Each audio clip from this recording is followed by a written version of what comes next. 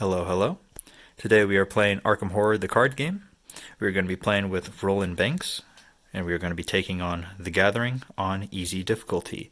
The deck that we are playing with will be the deck that has been provided for us by Fantasy Flight Games in the How to Play guide.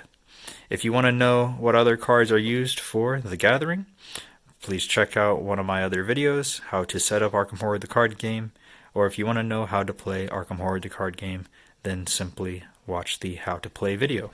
Or watch me play it here, because it'll be pretty much the same thing. I will tell you what I'm doing so that you know. Okay, so I now have it all set up as it should be. You have 5 resource tokens. You are to shuffle your deck, and I am playing this with one hand, so I'm just kind of doing what I can. And then you get 5 cards. 2, 3, 4, 5. The encounter deck is also shuffled. You will have your agendas and your objectives, and you will set the card to either easy standard side or hard expert side, depending on what difficulty you are playing.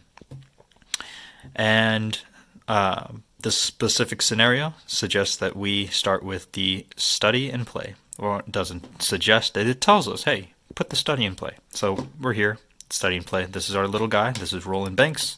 He's going to be moving on through everything that's going on.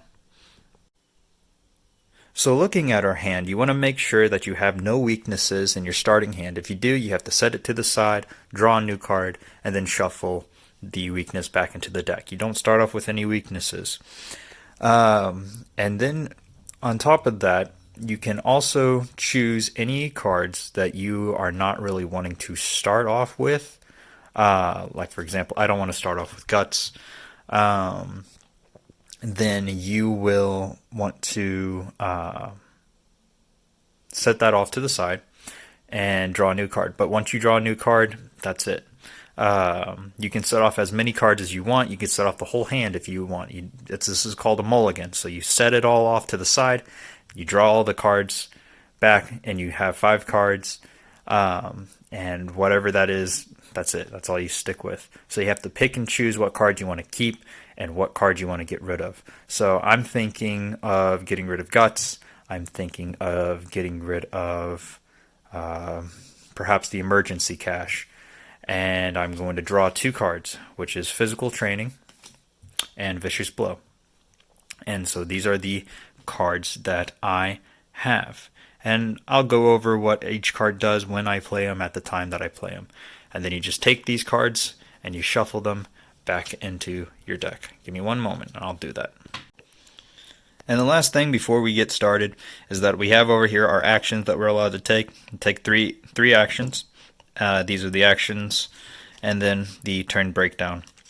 And I want to go over Roland Banks' abilities. He's got a specific character ability and what is called an Elder effect. So when you pull a token from this beanie, which has all the tokens that are representing our difficulty, if you pull an Elder sign, then you get +1 for each clue on your location, depending on what skill test you were doing that for. He has a skill of willpower for 3, intelligence for 3, combat for 4, and swiftness for 2.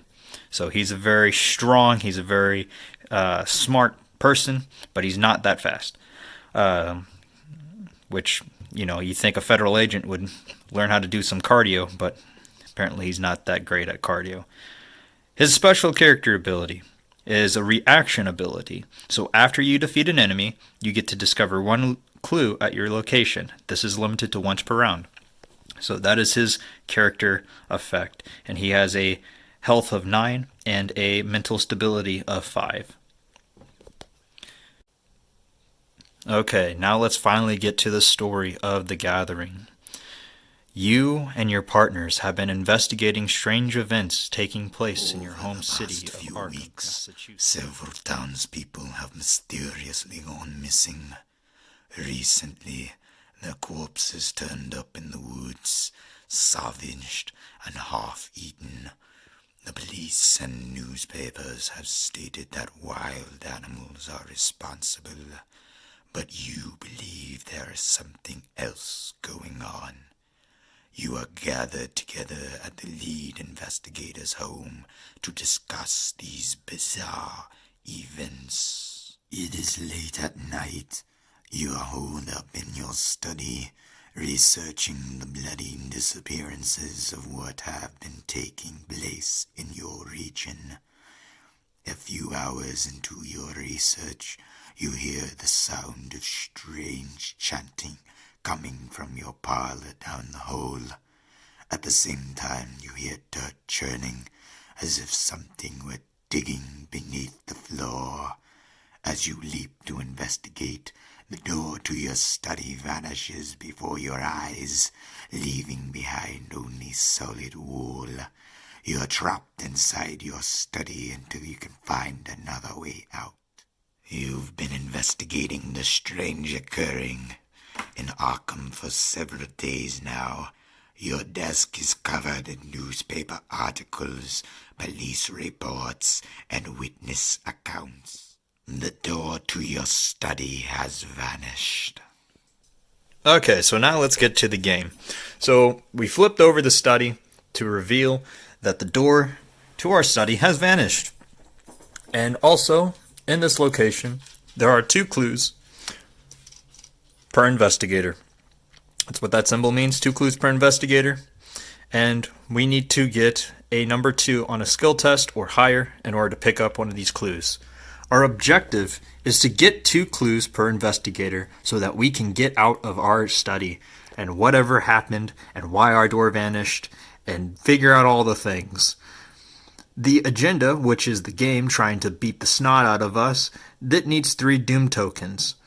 And once it gets that, it will advance the agenda. There are 3 agendas, and if they get through all 3 of those, the game will win and defeat us. And we have 3 objectives. If I can get it. 3 objectives. And if we can get through all of our objectives, then we win the game and beat this evil that's going on in our home.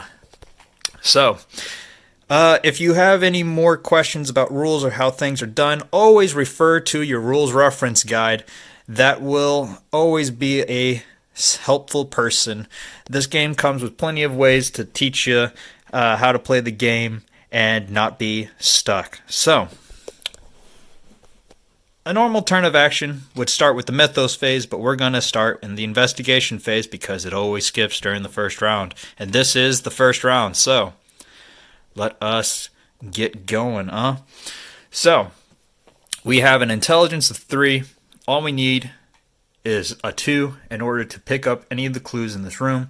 So I'm thinking, before anything else, perhaps I should give myself a magnifying glass to help out.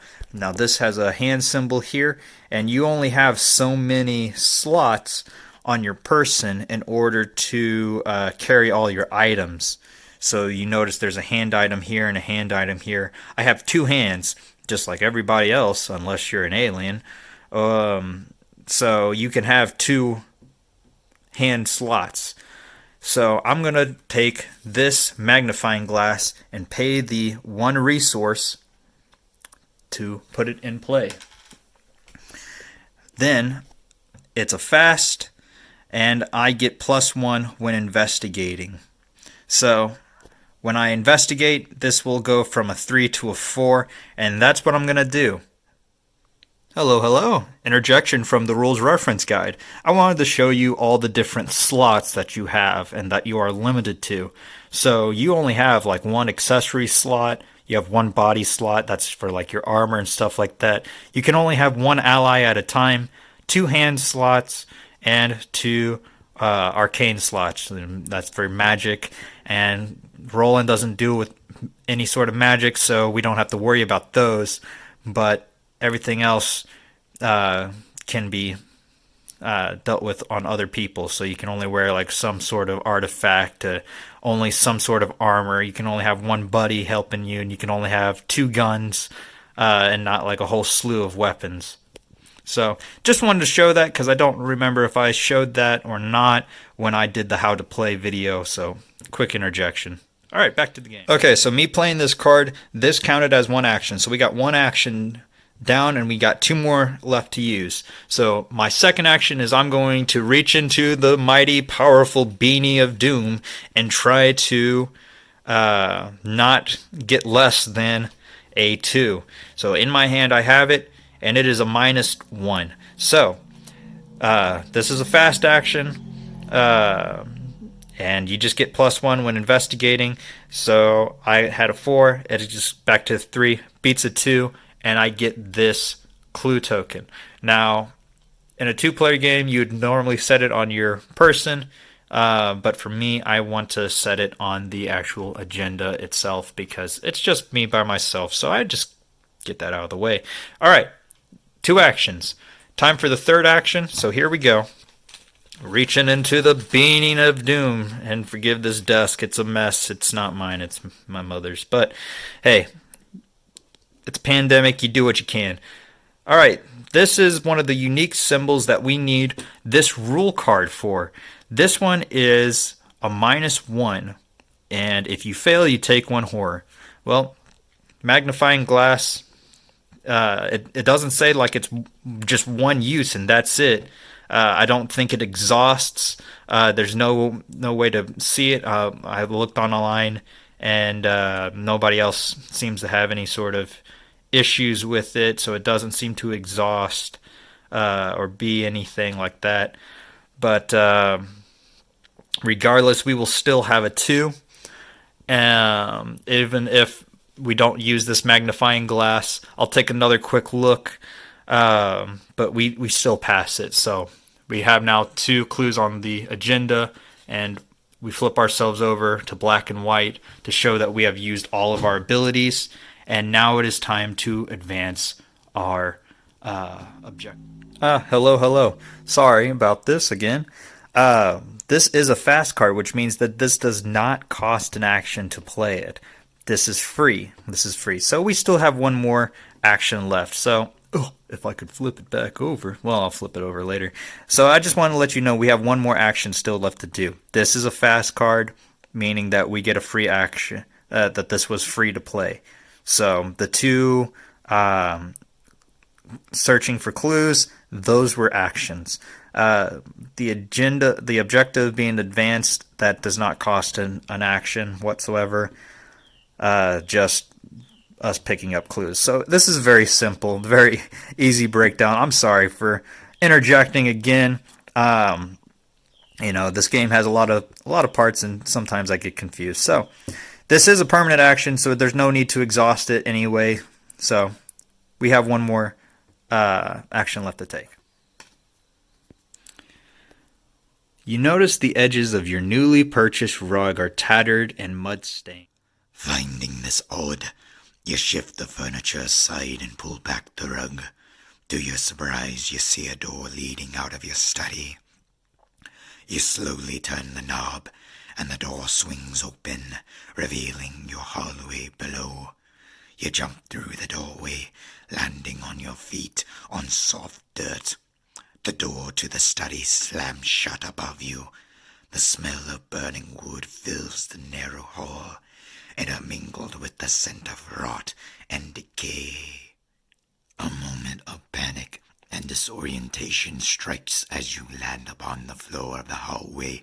The world spins as if turned on its head. The walls of your house are splattered with mud, and your hardwood floor is gone, replaced with a dirt path. A glowing barrier blocks the path to your parlor. As you move toward it, intense heat forces you to back away.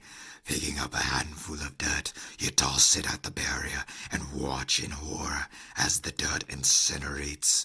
Perhaps there is something in the cellar or in the attic that can help.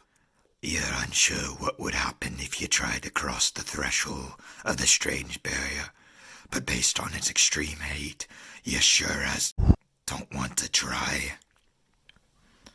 Okay, so after you complete the objective of Trapped, it says down on the floor, which just tells the story, and it tells you to put in the play the set-aside hallway, the attic, the cellar, and the parlor. You take out the study, you place the investigators in the hallway, and you remove the study from the game. And now we are on to the barrier. And so, now that we have completed our first objective, I'm going to make one more action, and then I'm going to end my turn. And we'll break this video down into parts based off the objectives that we do. And, just to keep them short, so I know people are busy and such. So for my last action, I'm just going to flip myself over, and we're going to draw another card. Hey, look, it's Guts, the thing I didn't want in the beginning. So, and after you complete your action, you flip it back over on the black and white side, and that's that. So then it would be the enemy phase. So if there were any monsters or anything like that out in the world, they would now have the ability to chase us down. If they had a certain word attached to them, they would attack us. And but thankfully there's not. So we move to the upkeep phase. So we reset all of our actions. We flip ourselves back over, and then we ready any exhausted cards we have. We each get to draw one card and gain one resource. So, hey, an extra card. Hey, it's the Machete. That's a great weapon to have. I'll make some room for that later. And then you get an extra resource. So now we're back to 5 again. And then we have to check our hand size. And there can only be a maximum of 8 cards. If there's anything more, we have to discard it. But we don't have 8 cards. I mean, we're pretty set. And yeah, let's move on to the Mythos phase real quick. So we're gonna place one Doom on the agenda, and so on the opposite side of the clue tokens, you get this red eye that's pretty gross looking. So we place one on here, and once it gets to 3, it will advance. And it's not going to advance right now because there's only 1 on it. And then each investigator has to draw 1 card from the top of the encounter deck, and they have to deal with whatever it is. So here we go. First card, first attack from the game, trying to stop us from figuring out whatever in the world's going on. And it is Rotting Remains. Great.